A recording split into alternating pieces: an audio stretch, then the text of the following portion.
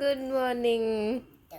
Husband ஊருக்கு போயிட்டாரு. நானும் என் பையனும் மட்டும்தான் இருந்தோம். கொஞ்சம் லேட்டாக தான் எழுந்திரிச்சோம் 2 பேருமே. பிரேக்ஃபாஸ்ட் என்ன பண்ணுறதுனே தெரியல. வேறு வழியே இல்லாமல் ரவா உப்புமா தான் பண்ணியிருந்தேன். கொஞ்சம் பீன்ஸ் கேரட் இருந்தது. அதை மட்டும் நல்லா பொடிசாக கட் பண்ணி வச்சுட்டேன். ரவையை நல்லா பொன்னிறத்துக்கு வறுத்து எடுத்து வச்சுட்டு கடுகு, வெங்காயம், கருவேப்பிலை, பீன்ஸ் கேரட் ரெண்டையும் எண்ணெயிலே நல்லா வதக்கிட்டு கொஞ்சமாக உப்பு ஆட் பண்ணிவிட்டு நல்லா தண்ணியை கொதிக்க விட்டேன். நல்ல சவுண்டாக இருந்தது. வெளியே போய் பார்த்தா காலையிலே இந்த குழந்தைங்க எல்லாம் வந்து விளையாண்டுட்டு இருக்காங்க. அதை பார்க்கும்போதே ரொம்ப ஹாப்பியாக இருந்தது. தண்ணி நல்லா கொதிச்சதுக்கு அப்புறமா வறுத்து வச்சிருக்க ரவையை அதில் கொட்டி நல்லா கிண்ணம்னா சூப்பராக ரவா ரெடி. பையனுக்கு ஊட்டி விட்டு மதியம் லஞ்சுக்கு நேற்று வச்சு சிக்கன் குழம்பு இருந்தது. அதனால வெறும் பருப்பு சாதம் மட்டும் பண்ணிட்டேன். ஆஸ் யூஷுவல் வெங்காயம் தக்காளி எல்லாம் நல்லா வதக்கிட்டு அரிசி பருப்பு ஊற வச்சதை போட்டு 2 விசில் விட்டு எடுத்தேன்னா சூப்பரான பருப்பு சாதம் ரெடி. அது கூட சிக்கன் குழம்பு வச்சு சாப்பிடும்போது இந்த காம்பினேஷன் ரொம்ப பிடிச்சிருந்தது. என்னோட பையனுக்குமே காரம் இல்லாமல் பண்ணதுனால அதையே கொடுத்துட்டு அவருக்குமே ரொம்ப பிடிச்சிருந்தது. 2 பேரும் நல்லா ஜாலியாக சூப்பராக சாப்பிட்டு முடிச்சிட்டோம்.